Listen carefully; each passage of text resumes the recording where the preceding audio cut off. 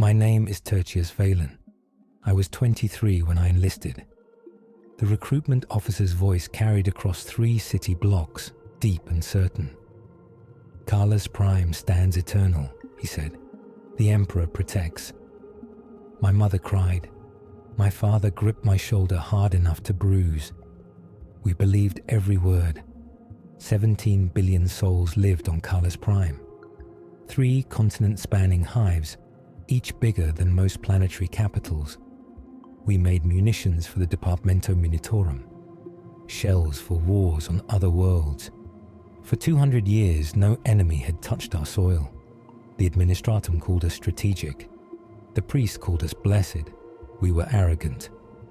I wrote my mother every week, told her about Jurgen, who could fix anything, about Vix, who sang hymns badly but meant every word, about Lieutenant Cross, who actually gave a damn if we lived.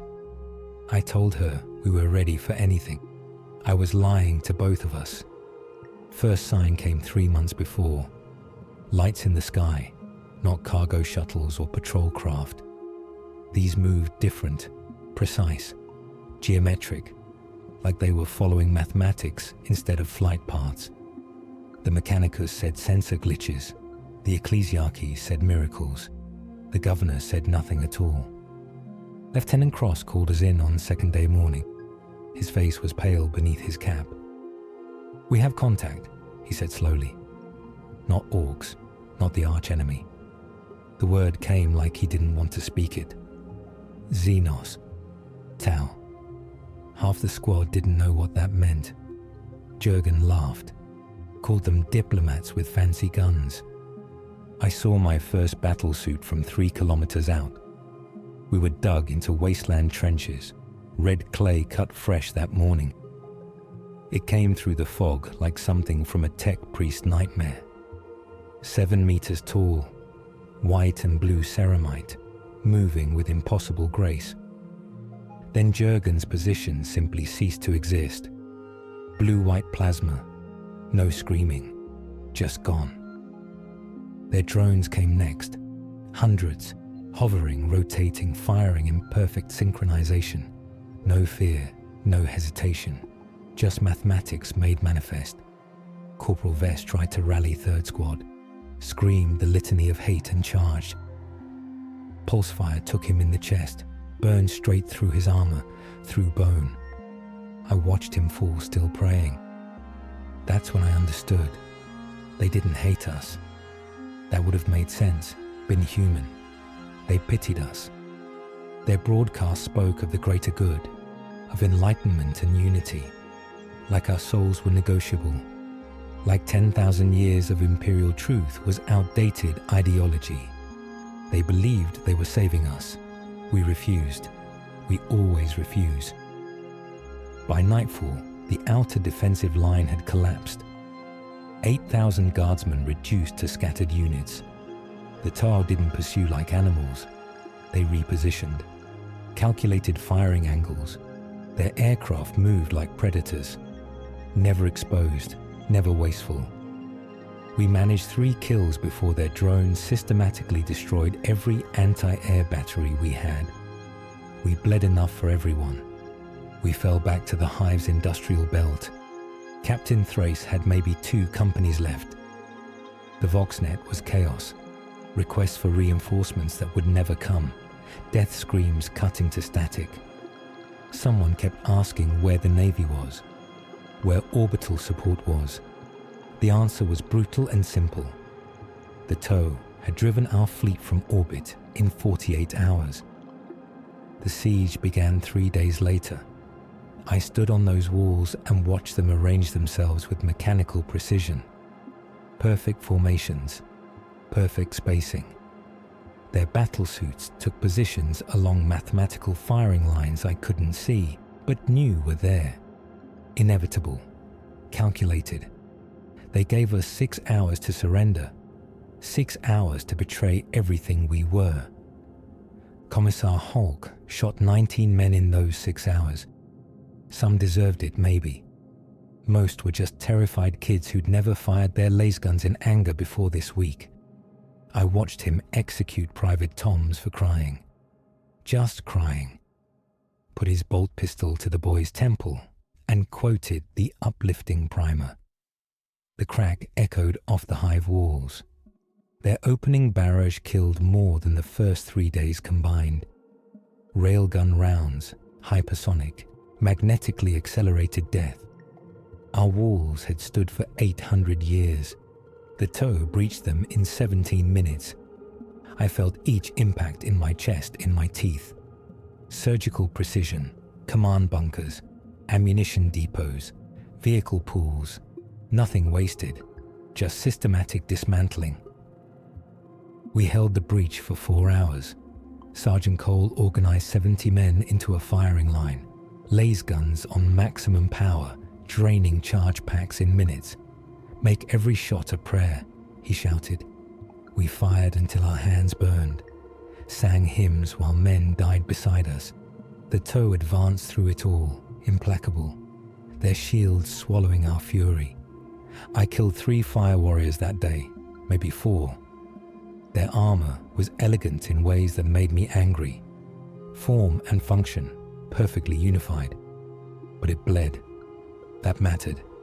Beneath the technology and ideology, they could die. Each pulse round I dodged felt like victory. Each second I survived was proof that faith and fury meant something against their cold perfection. The civilians. Emperor, forgive me. The civilians. 17 billion trying to flee deeper into the hive. The lifts couldn't take them all. The stairs became killing grounds, not from toe fire, but stampedes. Pure panic. I saw a woman trampled while holding her infant. Saw a priest crushed against a bulkhead, lips moving in final prayer. I fought a fire warrior hand to hand in a ruined hab block. His pulse rifle was empty. My laser gun was shattered. We crashed through plaster walls, through furniture, through the remnants of someone's life. I was bigger, stronger. He was faster. I drove my combat knife through a seal in his armor. As he died, his translator whispered, "You could have joined us." We regrouped in the chapel of the Eternal Vigil. 50 men from a dozen different units. No officers above sergeant. No contact with high command. Trooper Vix tried to start a hymn, but his voice cracked. We'd been fighting for 6 days straight, living on corpse starch and combat stims. Sergeant Cole told us to rest. Tomorrow we make them pay. The toe never rested. That was the horror of it. Their drones patrolled all night. Their battle suits rotated in perfect shifts. Their commanders coordinated without chaos, without fear, without doubt. There was no hesitation in their ranks. They believed in the greater good, the way we believed in the Emperor. But their faith was cold, mathematical, inhuman. We ambushed a fire warrior patrol in the industrial sub-levels. Cole had salvaged an autocannon from a destroyed Sentinel Walker. Hit them from 3 directions. Classic guard tactics. For 30 seconds, we owned that corridor. Killed 9 before their support drones triangulated our positions. Return fire was instantaneous, perfectly coordinated. Cole died cursing, not praying. The upper hive fell on day 7. The toe didn't storm it. They just brought down the support structures. Controlled demolitions, precise, efficient. 3 million people lived in those spires. How many died in the collapse? How many were crushed, buried, forgotten? The dust cloud was visible from orbit. I was 3 kilometers underground when it happened. Felt the tremors. Heard the screaming. 23 of us left, 23 out of 10,000. We shared our last rations in a maintenance tunnel that stank of promethium and decay. Vix passed around a flask of amasec he'd been saving. We didn't toast, didn't speak, just drank in silence.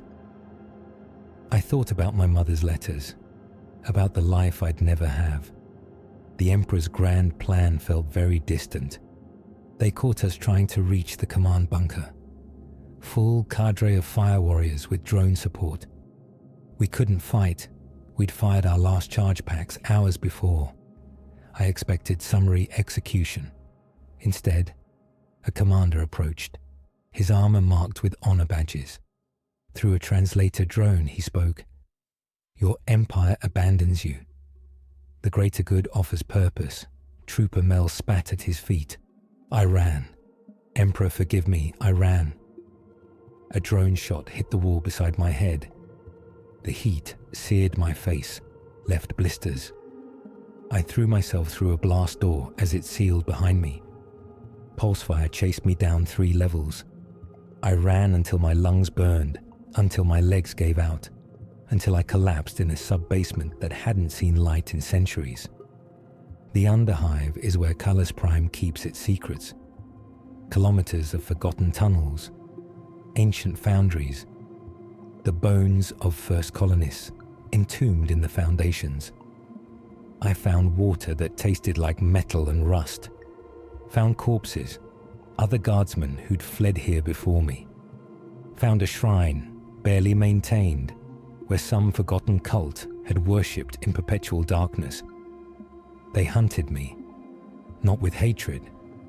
That would have been comprehensible, even merciful, with duty, with purpose. TOW stealth suits phased in and out of visibility, searching the Underhive with methodical precision. I heard their servo motors humming in the darkness, hid in sewage conduits, in corpse pits, in places too foul for even their sensors to penetrate. I found a working Voxcaster on day 17. The command net was fragmenting, scattered reports, desperate pleas for reinforcements that would never arrive. One message played on loop. Hive Tertius has fallen. All units, execute Protocol Omega. The Emperor protects. Protocol Omega. Scorched Earth. Orbital cleansing. They were going to erase the world rather than let the TOW claim it.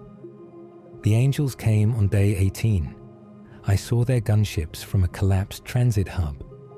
The blessed Adeptus Astartes descending in thunder and righteousness.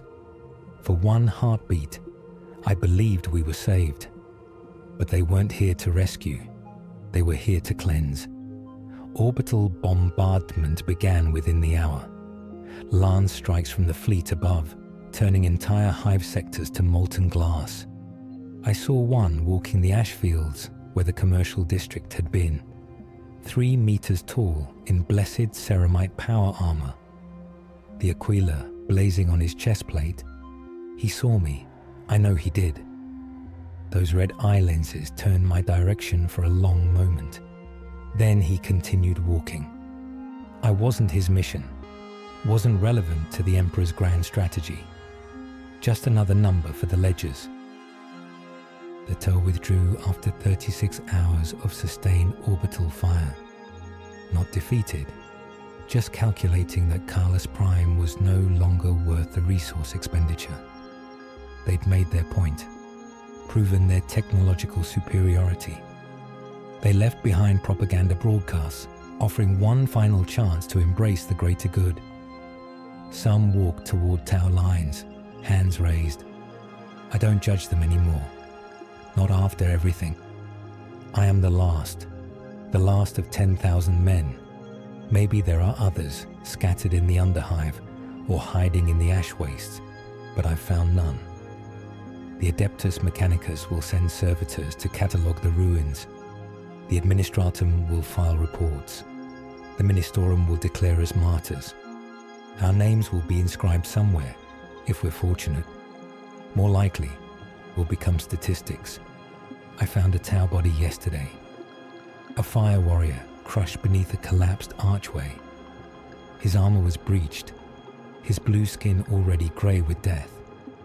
I sat beside him for an hour. He died alone, like so many of us. Died believing in the greater good as fervently as I believed in the Emperor. We weren't so different in the end. both pawns in wars fought by beings we'd never meet. There's a shrine near where I hide now, the chapel of St. Margot's. Somehow, impossibly, it survived the bombardment.